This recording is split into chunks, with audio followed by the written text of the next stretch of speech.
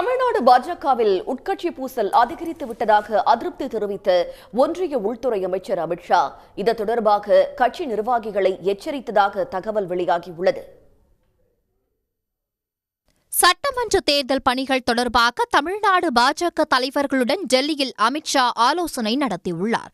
இதில் பாஜக மாநில தலைவர் நைனா நாகேந்திரன், ஒன்றிய அமைச்சர் எல் முருகன், பொன் ராதாகிருஷ்ணன், தமிழிசை சவுந்தரராஜன் உள்ளிட்டோர் கலந்து கொண்டனர்.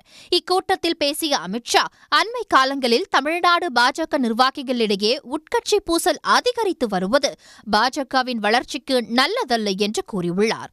உட்கட்சி பூசல்களை நிர்வாகிகள் தவிர்க்க வேண்டும் என அமித்ஷா அறிவுறுத்தியுள்ளார்.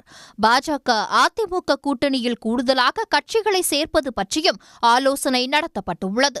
இக்கூட்டத்திற்கு அழைப்பு விடுக்கப்பட்டும் பாஜக மாநில முன்னாள் தலைவர் அண்ணாமலை பங்கேற்கவில்லை என்பது குறிப்பிடத்தக்கது. உடனுக்குடன் செய்திகளை தெரிந்து கொள்ள சன் நியூஸ் பெல் ஐகானை கிளிக் பண்ணுங்க.